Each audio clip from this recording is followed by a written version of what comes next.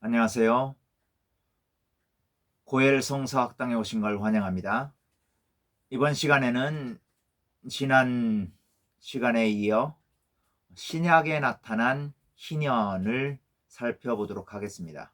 우리가 흔히 희년에 대해서 생각할 때 구약에는 희년 사상이 많이 나타나 있지만 신약에는 희년 사상의 흔적을 찾아보기가 힘들다 이렇게 생각하는 경우가 있는데, 사실은 예수님께서 이 땅에 오신 목적 자체를 희년을 성취하기 위함이다라고 누가의 저자는 말하고 있습니다. 그리고 희년이 예수님과 그리고 그 예수님의 제자들에 의해서 성취된 것을 성경 이곳저곳에서 살펴볼 수 있습니다. 그러면 이번 시간에 예수 그리스도에 의해서 어떻게 희년이 성취가 되었는가를 살펴보도록 하겠습니다. 첫 번째, 예수 그리스도의 복음 선포를 시작하는 그 누가복음에서는 그 나사렛 선언에서 바로 예수 그리스도께서 희년을 성취하기 위해서 이 땅에 오셨다라고 말하고 있습니다. 다 같이 누가복음 4장 18절에서 19절을 한번 보도록 하겠습니다. 제가 읽겠습니다. 주의 성령이 내게 임하셨으니 이는 가난한 자에게 복음을 전하게 하시려고 내게 기름을 부으시고 나를 보내사 포로된 자에게 자유를, 눈먼 자에게 다시 보게 함을 전파하며 눌린 자를 자유롭게 하고 주의 은혜의 해를 전파하게 하려 하심이라 하였더라. 책을 덮어 그 맡은 자에게 주시고 앉으시니 회당에 있는 자들이 다 주목하여 보더라. 이에 예수께서 그들에게 말씀하시되 이 글이 오늘 너희 귀에 응하였느니라 하시니, 이 부분은 바로 예수님께서 자신이 이 땅에 오셔서 메시아로서 하나님의 나라를 이 땅 가운데 선포하시는 그 첫 취임설교라고 할 수 있는 부분이죠. 그래서 이것을 나사렛 선언이라고 합니다. 이 말씀은 이사야서 61장 1, 2절 말씀과 58장 이사야서 58장 6절을 혼합해서 누가가 사용을 한 것입니다. 물론 예수님께서 그렇게 사용하셨겠죠, 당연히. 그래서 이 구절을 사용하시면서 자신이 온 목적이 바로 희년, 여기 누가복음에서는 은혜의 해라고 표현을 하고 있어요. 은혜의 해는 바로 희년의 별명입니다. 다른 이름입니다. 그래서 은혜의 해를 성취하기 위해서, 희년을 성취하기 위해서 이 땅에 오셨다라고 예수께서 밝히고 계십니다. 그러면 이 부분을 좀 더 자세하게 살펴보도록 하겠습니다. 18절에 나타난 가난한 자에게 복음을 전하게 하시려고, 이 부분에서 과연 가난한 자들이 누구인가? 가난한 자들은 당연히 가난한 자들이겠죠. 경제적인 약자고, 이들은 경제적인 약자로서 자기 토지를 잃고 자립할 능력이 없는 소작농, 혹은 소작농에서 또 농노, 노예, 종으로 전락해버린 사람들을 말합니다. 사실 그 뒤에 나오는 포로된 자라든가 눈먼 자, 눌린 자도 다 가난한 자를 말하는 겁니다. 가난한 자를 어떤 그 특정 부분을, 가난한 자의 특정 부분을 일컬어 자세하게 표현하고 있는 부분이라고 할 수 있습니다. 그렇다고 본다면 누가복음 4장 18절의 말씀은 바로 희년, 레위기 25장에 나오는 희년 가운데, 희년법에서 그 가난한 자가 자기가 어떻게 가난해지고 어떻게 소작농이 되고 또 소작농에서 또 농노가 되어서 종이 되어서 실제로 고해를 간절히 기다리는 그런 사람들, 바로 이런 자들을 나타내고 있다고 볼 수가 있습니다. 그래서 이러한 가난한 사람들은 고엘이 와주기를 간절히 기다리죠. 그러니까 예수 그리스도 당시, 예수님이 오기 전에 많은 사람들, 이스라엘, 팔레스타인에 있는 많은 그 이스라엘 사람들, 유대인들, 가난한 사람들은 메시아가 오기를 간절히 원했던 거죠. 뭐 여러 가지 의미로 해석을 할 수 있겠지만 특별히 가난한 자들은 메시아가 와서 희년을 성취해 주고 자기들을 노예된 상태에서 해방시켜 주기를 원했던 거죠. 실질적으로 그러니까 메시아가 유대인들의 메시아 사상을 보면 당연히 그 영적인 구원의 의미도 있지만 사실 뭐 정치적인 구원도 있고 경제적인 구원의 의미도 있습니다. 그래서 여기에 누가복음에서는 누가복음 18절 4장 18절에서는 그 경제적인 구원, 그 고엘로서 이스라엘 백성들, 가난한 자들의 경제적으로 회복시켜주는 부분이 강하게 부각되어 있는 거죠. 그 다음 절 9절 보면 포로된 자에게 자유를, 이 포로된 자, 이제 포로된 자라는 건 이제 죄수라고 말할 수 있는데요. 포로된 자는 누구냐면 빚을 못 갚아서 결국 종이 된 사람을 말하는 겁니다. 그러니까 우리가 희년 공부할 때 지난 시간에 여러 차례 반복을 했죠. 농사를 짓는 농부가 소출이 적어지면 곡식을 사오기 위해서 자기 땅의 일부를 팔아요. 그리고 팔고 그것을 맞바꾸는 거죠. 사실 곡식과.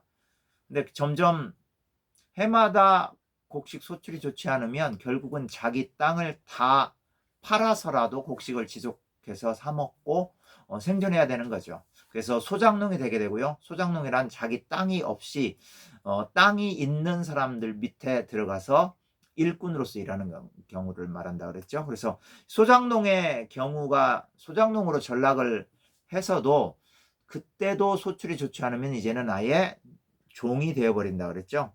그래서 종이 된 사람들 말하는 거죠. 종이 된 사람들은 소작농 상태에서 빚을 못 갚으면 종이 되는 거죠. 그래서 이 포로된 자에게 자유라는 것은, 이게 포로된 자라는 것은 그래서 종이 된 사람이에요. 빚을 갚지 못해서. 근데 사실은 이 희년법을 보면 이런 사람들은 가까운 친족이나 친족이 속량해 주도록 돼 있죠. 그런데 가까운 친족, 속량해 줄 친족이 없으면 희년까지 기다리면 해방될 수 있다 그랬죠. 그래서 여기서 포로된 자, 그러니까 소작농에서 노예가 된 사람, 이 사람들에게 자유를 주는 사람은 바로 누구냐? 자유를 주고 해방을 주는 사람이 바로 메시아다는 거죠. 그래서 메시아가 이런 사람들을 위해서 왔다. 그래서 메시아, 예수 자신이 메시아잖아요. 그죠? 메시아로서 와서 이 포로된 자들에게 자유를 주고 해방을 주겠다 이거죠. 그러니까 다른 말로 하면 메시아 예수 그리스도가 고엘이 되어주고 그 희년을 선포하겠다 이 말이겠죠. 그래서 우리가 이 누가복음을 이해할 때 4장 18절, 19절 나사렛 선언을 이해할 때 우리가 복음서라고 해서 전부 다 영적으로만 해석을 해서는 안 됩니다. 실질적으로 경제적인 의미를 포함하고 있습니다. 예수 그리스도께서 우리를 구원했다라고 했을 때는 우리의 영적인 부분을, 우리의 죄를 사해 주시고 영적인 부분을 구원해 주셨지만 실질적으로 경제적인 분야에 있어서도 우리가 구속받을 수 있도록, 그러니까 고엘에 의해서 구속받을 수 있도록, 해방이 될 수 있도록 해주셨다는 겁니다.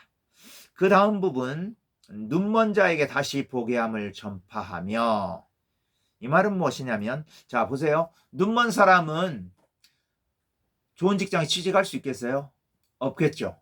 눈이 멀었으니까 앞을 볼 수 없죠. 그러니까 좋은 직장에 취직할 수가 없는 거죠. 다른 말로 하면 눈먼 자들이라는 것은 경제적인 능력이 없는 사람을 말하는 거예요.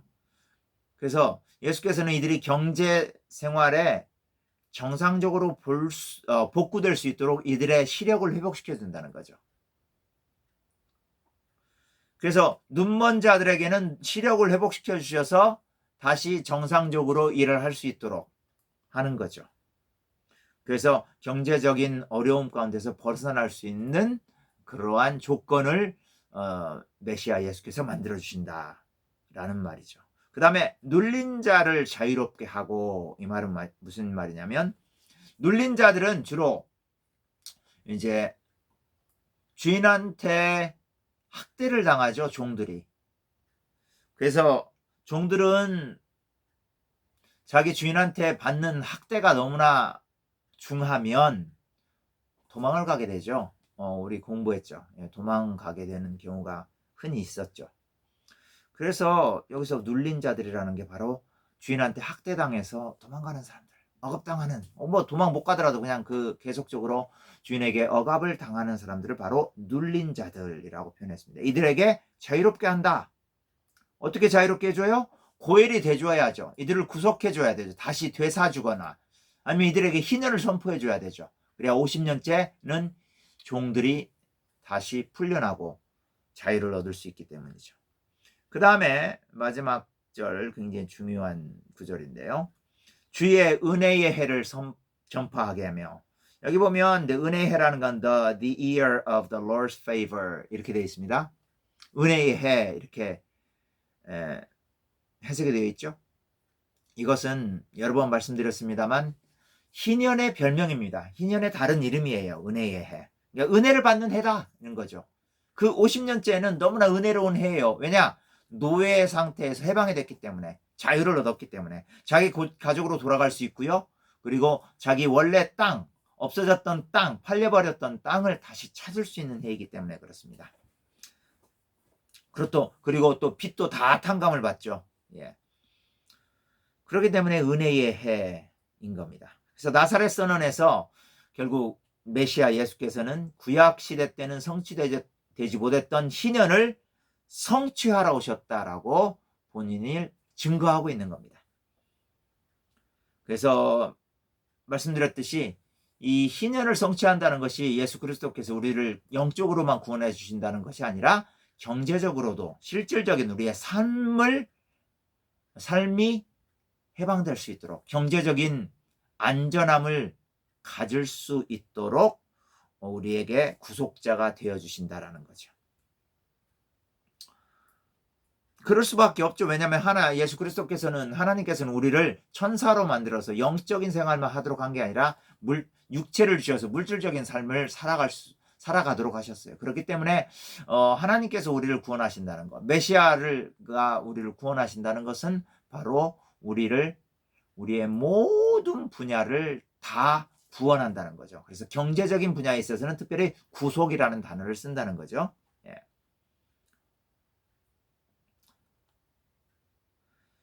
예수 그리스도께서 이렇게 본인 자신이 희년을 성취하러 오셨다라고 말씀하고 있죠. 이렇게 복음을 선포하는 예수 그리스도의 사역의 처음 부분에서 이렇게 말씀하고 있고, 그의 사역 가운데서 어떻게 희년이 성취되었는가를 이제는 보도록 하겠습니다. 예수 그리스도께서 이제 이 땅에 오셔서 하나님 나라를 선포하시잖아요. 그러면서 주로 이제 3가지 사역 혹은 4가지 사역을 통해서 하나님 나라를 선포하고 이 땅에 심으시죠. 그것은 바로 복음을 선포하시고, 복음을 가르치시고, 귀신을 쫓아내시고, 병든 자를 고쳐주시고, 이런 사역을 통해서 하나님 나라를 선포하시는데,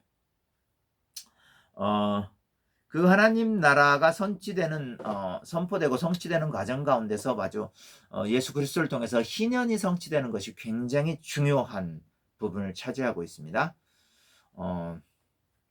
예수 그리스도께서는 그래서 많은 사람들에게 이렇게 다니시면서 하나님 나라로 오라라고 초청을 하시죠. 마가복음에 의하면 이렇게 표현하고 있죠. 때가 찼고 하나님의 나라가 가까웠으니 회개하고 복음을 믿으라.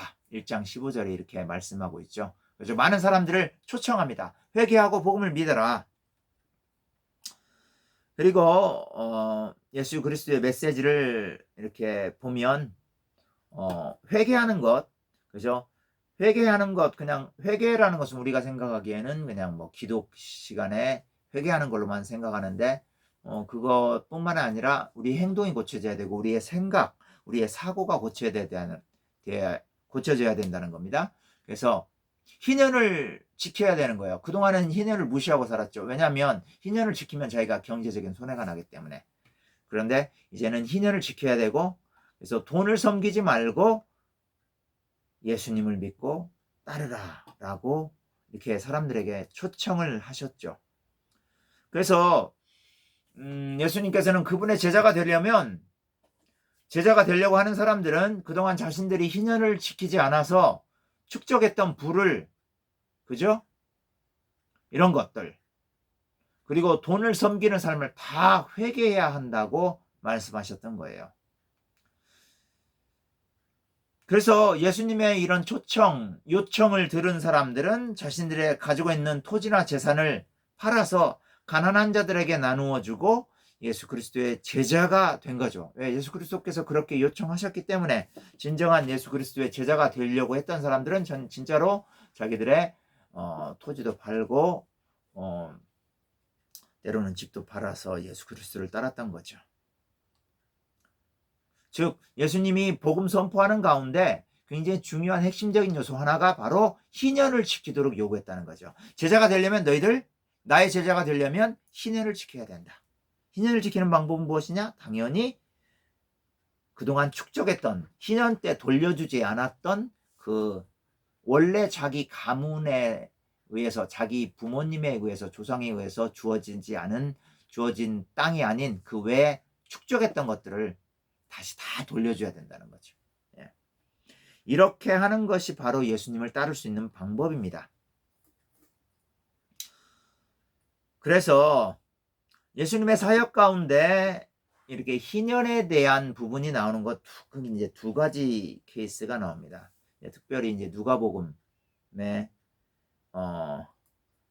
누가복음을 통해서 볼 수 있는 게 이제 부자 청년 경우, 부자 관원과 이제 삭개의 경우가 나오죠.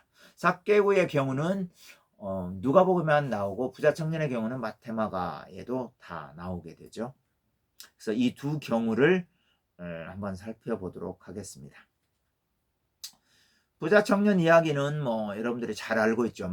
마태복음 19장에 나오고 또 마가복음 10장에 나오고 누가복음에는 18장에 나옵니다. 한번 잠깐 읽어볼까요? 그가 마가복음 버전으로 읽습니다. 그가 여짜오되 선생님이여, 마가복음 10장 20절에서 23절입니다. 그가 여짜오되 선생님이여, 이것은 내가 어려서부터 다 지키었나이다. 예수께서 그를 보시고 사랑하사 이르시되 내게 아직도 한 가지 부족한 것이 있으니 가서 내게 있는 것을 다 팔아 가난한 자들에게 주라. 그리하면 하늘에서 보화가 내게 있으리라. 그리고 와서 나를 따르라 하시니 그 사람은 재물이 많은 고로 이 말씀으로 인하여 슬픈 기색을 띠고 근심하며 가니라. 예수께서 둘러보시고 제자들에게 이르되 재물이 있는 자는 하나님의 나라에 들어가기가 심히 어렵도다 하시니. 한 부자 청년이 예수님께 와서 영생 얻는 방법이 무엇인가 질문을 하죠. 그래서 예수님께서는 그에 대한 대답으로 그 청년한테 계명을 지켜라. 물론 계명은 이제 10계명을 말하는 거죠. 그리고 10계명을 포함한 그 토라, 언약법이라고 하죠. 토라를 다 지키는 걸 말하는 겁니다. 그런데 그거에 대해서 부자 청년은 제가 다 지켰습니다. 이렇게 얘기하고 있어요. 근데 예수님께서 이 청년이 다 지켰다는 것을 그렇게 대답한 것에 대해서 한 가지 부족한 점이 있다고 대답을 하십니다. 다시. 그러면서 뭐라고 하냐면, 사실은 이게 이제 핵심인데 핵심을 콕 찌릅니다. 바로 예수님께서 청년한테 네가 한 가지 부족한 것이 있는데 네 가진 것을 다 팔아서 가난한 자들에게 나누어 주고 그 다음에 나를 따르라, 예수님을 따르라, 이렇게 말씀하죠.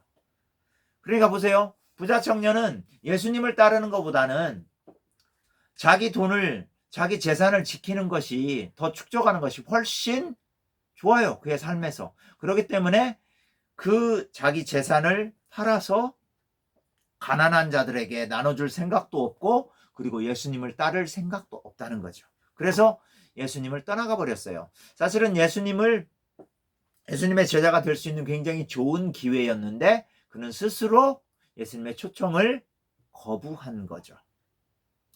여기서 그런데 우리가 굉장히 주의 깊게 봐야 할 단어가 있습니다. 22절에 재물, 여기 보면 그 사람은 재물이 많은 거로 이렇게 나오죠. 재물이라는 단어가 무엇일까? 우리는 그냥 재물하면 보통 금은보화, 돈 이렇게 생각하죠. 그런데 재물이라는 것은 사실은 헬라어에서 말하는 재물은 토지를 가리킵니다. 헬라어에서는 이제 크테마타라고 하는데요. 이게 이제 헬라어 구약 성경에 헬라어 구약 성경을 70인역이라고 하죠. LXX, septuagint. 여기서 크테마타라는 것은 바로 구약 성경에서 토지를 가리킬 때 사용되었던 단어입니다. 그러니까 부자 청년은 아버지로부터 조상들로부터 물려받은 토지가 굉장히 많았었죠. 그건 왜 많았느냐? 이 부자 청년의 조상들은, 그 아버지와 할아버지 그리고 그 조상들은 희년에 토지를 원주인들한테 돌려주지 않았던 거죠. 50년마다 다 돌려주면 자기 재산을 계속해서 축적할 수는 없죠. 토지를 계속 축적할 수 없죠. 그런데 이 희년에 원주인에게 돌려주지 않았죠. 그러니까 희년을 지키지 않았던 거예요. 그러면서 계속적으로 자기 토지를 확장했던 거죠. 이런 것들이 바로 이사야서 5장 8절을 보면 나와 있습니다. 어떻게 되어 있냐면요. 이사야서 5장 8절에 보면 가옥에 가옥을 더하며 전토에 전토를 더하여 빈틈이 없도록 하고 이 땅 가운데서 홀로 거주하려는 자들은 화 있을진저. 이사야가 이 부자들 희년을 지키지 않고 자기 토지를 계속 확장시켜 나가는 이런 부재지주들에 대해서 저주를 선포하고 있는 거죠. 이게 바로 이사야가 살던 BC 8세기 상황입니다. 부자 청년과 그 조상들의 경우가 정확히 이 이사야 시대의 상황과 비슷한 상황이에요. 그러니까 이사야 시대, BC 8세기 이사야 시대에 부자들이 부를 축적했던 방법과 부자 청년의 가문, 그의 아버지와 할아버지, 그 조상들이 부를 축적했던 방법이 똑같은 거죠. 그래서 부자 청년은 자기가 예수님한테 저는 계명을 다 지켰다라고 말하고 있는데 사실은 계명을 다 지킨 게 아니라 희년법을 어긴 거죠. 예, 희년법을 어긴 거예요. 그래서 이런 상황을 아시는 예수께서 자기 가문의 토지를 제외한 모든 토지를 팔아서 가난한 자들에게 나누어 주고 자신을 따를 것을 공고합니다. 여기서 우리가 한 가지 잘 이해해야 되는 게 있습니다.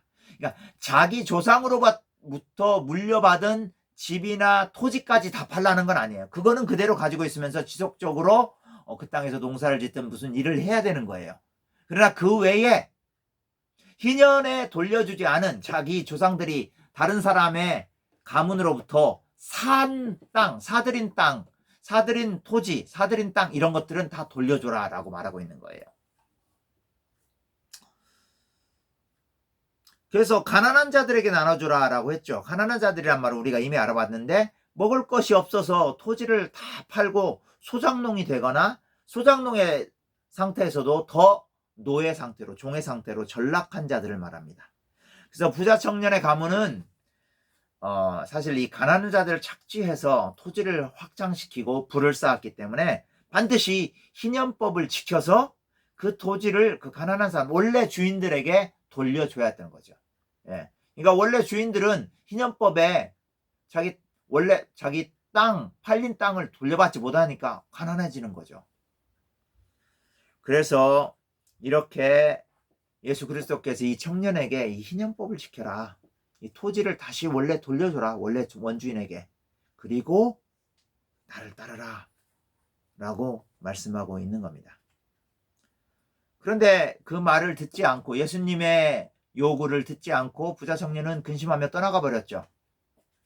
그래서 예수님께서 한마디 더 하십니다. 사람들에게, 주위에 있는 사람들에게 뭐라고 하냐면 토지가 많은 사람은, 재물이 많은 사람은 천국에 들어가기 어렵다. 예. 오늘날로 말하면 부동산 부자예요. 부동산 부자. 사실은 이게 지금 우리나라가 부동산을 사들이는 거, 땅을 사들이는 거, 건물로 재테크하는 거 이런 것들이 이제 뭐 사실 전두환 시대 때 합법화되었죠. 근데 이거는 사실은 성경적으로 보면 이거를 가지고 땅이나 아파트, 집을 가지고 재테크를 하는 건 성경적으로 어긋나는 겁니다. 금지해야 되는 법입니다.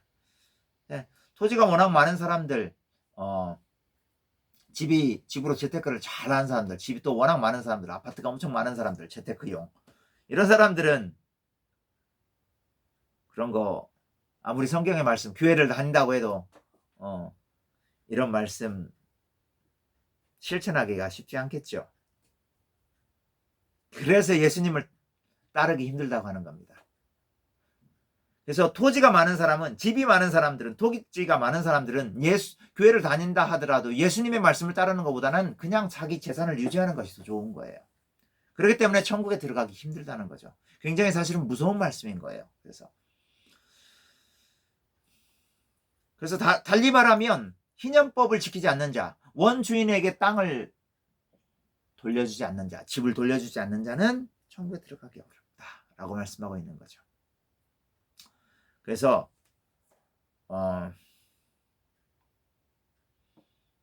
본문을 통해서 예수 그리스도께서는 자신을 따르는 자들이 반드시 경제적인 삶의 원리인 희년법을 지켜서 경제적인 공의를 이루도록 명령하고 계십니다. 그래서 그 부자 청년의 경우는 예수님의 사역 가운데서 희년이 부정적으로 나타난 경우죠. 그러니까 희년법을 지키지 않은 경우가 나타난 경우고요. 이제 두 번째 경우, 예수님의 사역 가운데서 이제 희년의 사역이 어떻게 드러났냐? 긍정적인 경우는 이 삭개오 이야기가 나옵니다. 삭개오 이야기에서 그것을 찾을 수 있습니다. 삭개오 이야기는 누가복음 19장에만 나옵니다. 마태와 마가복음에는 나오지 않습니다. 여기 누가복음 19장 8절과 9절을 한번 읽어보도록 하겠습니다.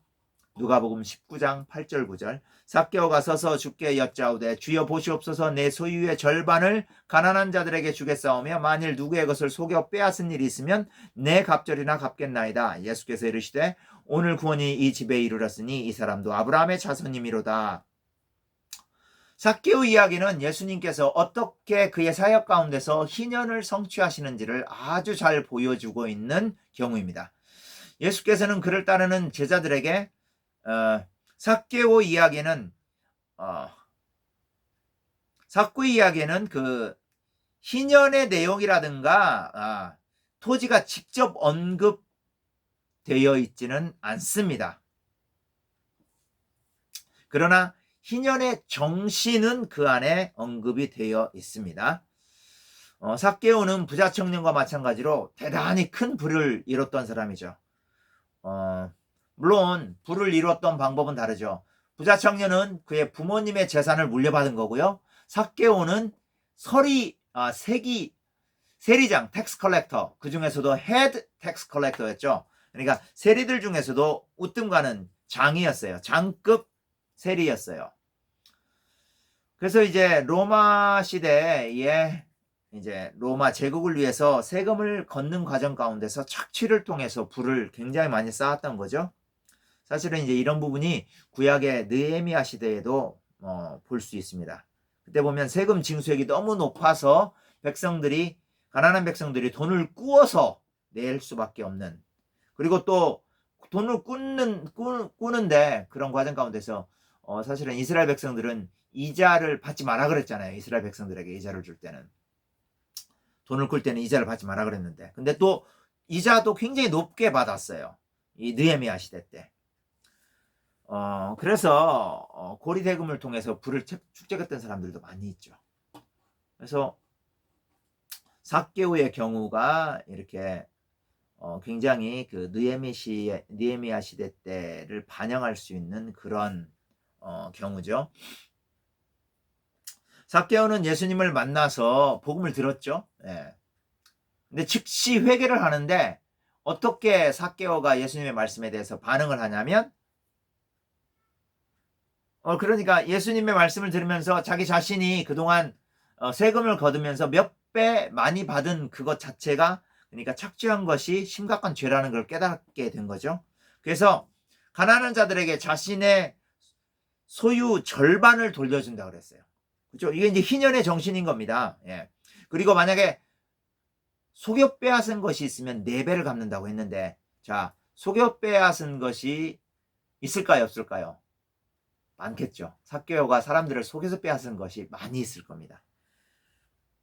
그래서 아마 제 생각으로는 삭개오가 가난한 자들에게 자기 재산의 절반을 나눠주고 속여 빼앗은 것이 있으면 4배나 갚겠다고 이렇게 다짐한 대로 했다면 아마 돈이 하나도 안 남았을 것 같아요. 아마 남더라도 조금밖에 남지 않은.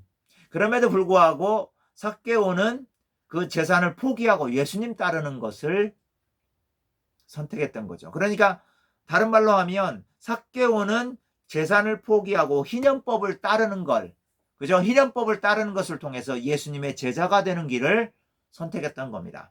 앞에 나와 있는 부자 청년은 예수님을 따르기보다는 재물을 지키는 데 관심이 많았고요.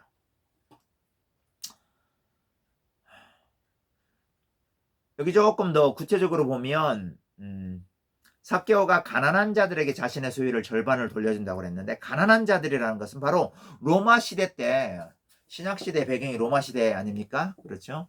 로마 시대 때 세금 착취에 시달리는 가난한 소작농이나 노예들, 농노를 말하는 거예요. 그래서 팔레스타인, 예수님 당시에 팔레스타인 땅에 굉장히 이런 소작농들이 대부분이었죠. 예. 그래서 굉장히 가난한 사람들이었습니다. 그래서 마태복음 5장 산상수훈에도 보면 팔복에 심령이 가난한 자들은 복이 있나니, 이거 누가복음에서는 그냥 가난한 자들은 복이 있나니 이렇게 했죠. 이 가난한 자들이 바로 그 소작농들을 가리키는 겁니다. 혹은 노예들을 가리키는 겁니다. 이런 자들에게 자신의 재산의 절반을 돌려주겠다. 대단한 결심이죠. 이게 진정한 회개인 거죠. 예.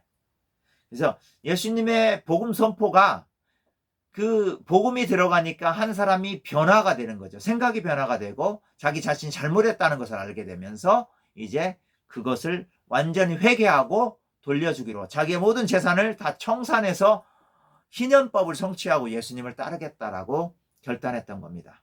이것이 바로 예수님의 사역 가운데서 그 희년이 성취된 부분을 보여주고 있는 부분입니다. 부자 청년의 부분은 그가 희년법을 지키지 않은 경우로 예수님의 사역 가운데 희년이 드러나는 거고, 삭개오의 경우에는 희년법을 철저히 지키면서 자신의 죄를 철저히 회개하는 거죠. 왜? 재산을 완전히 돌려주고, 가난한 사람들에게 돌려주고, 이런 것을 통해서 바로 자기가 희년법을 지키고, 희년법을 지킴을 통해서 예수 그리스도의 제자가 되겠다는 그런 그 긍정적인 경우입니다.